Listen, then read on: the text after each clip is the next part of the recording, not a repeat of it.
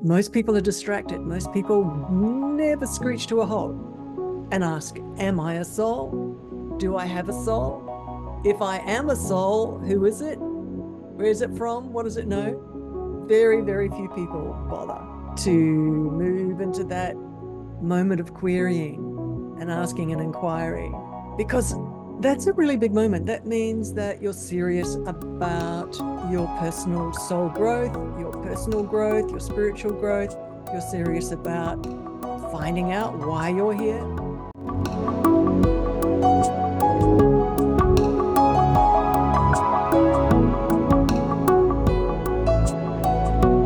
Hello, my name's Alicia Power, and I'm a spiritual intuitive, and I enjoy speaking two-way with the worlds of spirit.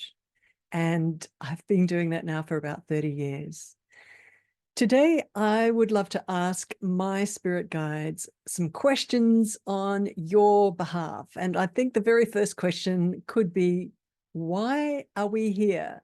Why are you here? And immediately, because my spirit guides and I talk really easily inside my mind, two-way, and I teach people how to do that, to hear them clearly. So immediately they are saying, you are here to learn about yourself.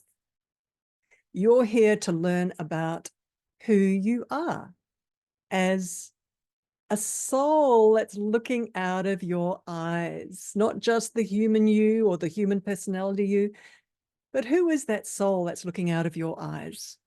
Where's it been? What does it know? What kind of skills does it have? What kind of talents does it have?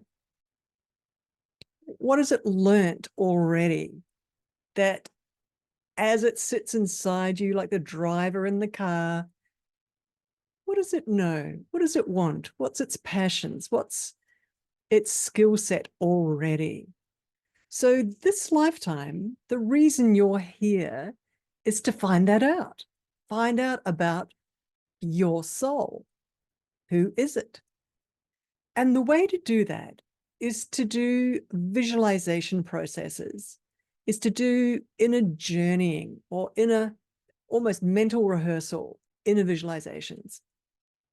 And the reason why this works in this journey of you discovering more about your soul is because when we talk about the soul, we're talking about something that's ethereal, something that's not of the physical, and we could almost call it off the quantum reality. In the worlds of spirit, it is of spirit. Your soul is spirit. It's the spirit part of you that's looking out of your eyes. And so in order to communicate with, same with your spirit guides, in order to communicate with your soul, which is in the worlds of spirit, you have to go into the worlds of spirit. And that is, for me, closing the eyes and concentrating on an aspect of yourself that is a spirit self. And the way also to do that is to almost call upon that part of you, to conjure it forward, not conjure it as in like pretend, although I use that word a lot when I'm instructing people how to do this, because it turns on the communication, it turns on the dialogue, it turns on the engagement when you are dialoguing with either a spirit guide or your soul. You can use the word pretend to get over that line and to start the ball rolling. It really works very, very well because there's a technology to that. It gets rid of the logical mind, and the 90% of you that knows much more than your logical mind can get on with the job of knowing what's there and actually engaging and hearing and having a two-way dialogue, right? There's a technology to the word pretend. I use it really deliberately. And so to call upon your soul, close your eyes and to call upon your soul, and maybe if you want to use that word pretend, to bring forward in front of your mind's eye someone, a being. There is this framework or law, L-O-R-E, law in the quantum, in the worlds of spirit, that what you call on presents itself to you. in the worlds of spirit. So when you've got your eyes closed and you're saying, I call upon my soul to stand before me, and then have that fun moment where you're kind of fabricating. You can use the word pretend if you like, and imagine if you like. You can use that word pretend or imagine your soul standing in front of you, because you step away from your logic in that moment if you use the word pretend or imagine, and something can be brought forward in your mind's eye, even if you're not seeing it. Seeing is not the point. Knowing it's there, sensing it's there, that's the point. Go into knowing mode rather than seeing mode. Okay. This is how you get to know your soul, because right then and there, you can start asking questions.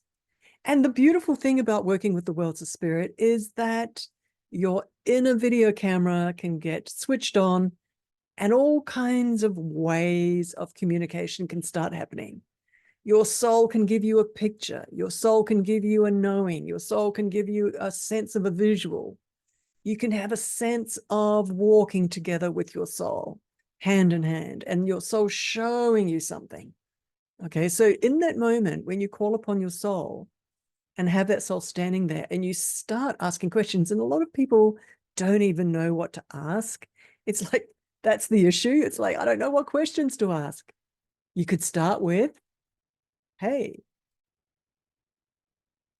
what's a big skill that you have that I don't know about? That's one question.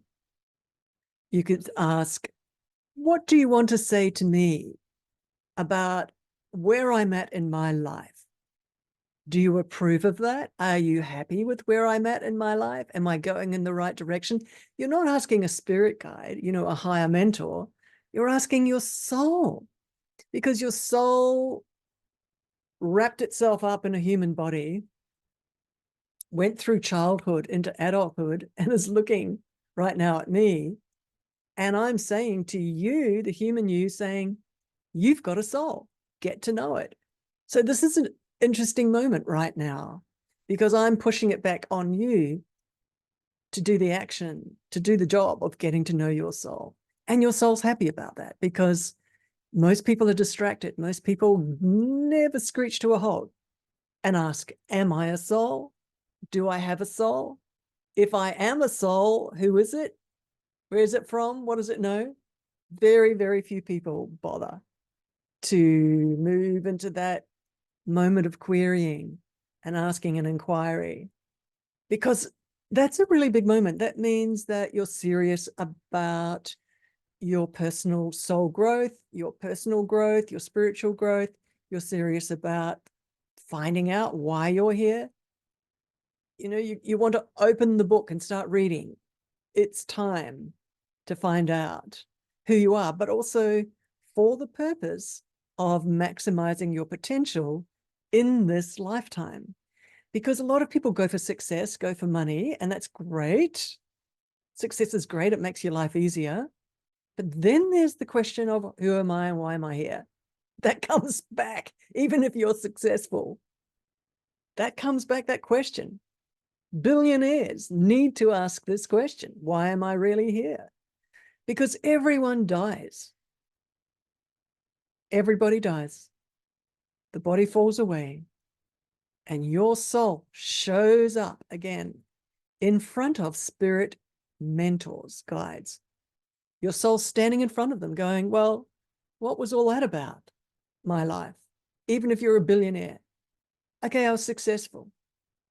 Did I alleviate pain? Did I help a lot of people? Did I upgrade human consciousness? Did I make a difference? Did I fulfill my potential in that lifetime to its highest possibility? And those spirit mentors that are looking back at you after you've passed over, they don't judge. But you might, as the soul, you might go, wow, that was a missed opportunity. Maybe. Or you might go, I'm really happy about my life. I gave and contributed to my family, to my loved ones. I contributed to my community. I made sure that I was happy. My soul was happy. all the way through my life. I did my best. Okay. So that's a really interesting moment just to keep in mind. It's a frame. You can frame your life around that moment where you show up in front of those spirit mentors at the end of your life. It's not about them judging you. It's about you noticing how you want this life to go. Do you want to be happy in this life? Do you want to be fulfilled in your maximum potential in this lifetime? My suggestion, or I would suggest that, yeah, probably you might. I think you might.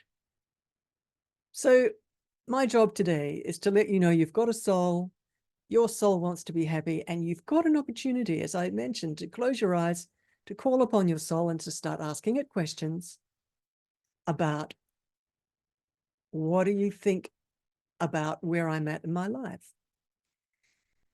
What is it, soul, that you want to do in this life? What makes you happy, soul? How am I going to do things in my life where you, soul, are happy? That's a really beautiful, powerful question. I'm going to leave that with you. You can shoot that question to your soul. And my suggestion is keep pretend mode switched on, because remember, that gets the juices flowing. That's pushes you over that line of letting go of control with your logical mind, letting go of that, turning into a 2-year-old, I sometimes suggest, and just go into play mode, because that's where you start getting touched and impacted by knowings that start coming back from your soul. Instant knowings of what your soul's saying back to you. This is a beautiful spiritual practice that you can add to your life every single day. Before you go to sleep, sit on the edge of your bed, close your eyes, call upon your soul, have a little conversation. Feel your soul standing in front of you. Just feel the energy of your beautiful soul. It's got an essence. It's got a love. Just connecting with it, feeling that love from your soul, it can change your life, because your soul's very smart. It's much bigger than you, the human you, and the way that you think as a human. It's bigger than that. And it can send you knowings. It can also guide you in your life. So that's my suggestion to you today. Spend time with your soul, get to know it, ask it questions, and get used to feeling those answers and those knowings coming back to you, the feelings coming back from your soul. Instant knowings, instant feelings. I'll leave that with you. My name's Alicia Power. My job on this planet is to help as many people as possible to open up those doorways, those access ways to their spirit mentors, their spirit guides, to their soul, so that they fulfill their life, so that you fulfill your life. That's my job. You can visit me at soulmentoring.com. Please take care. Namaste.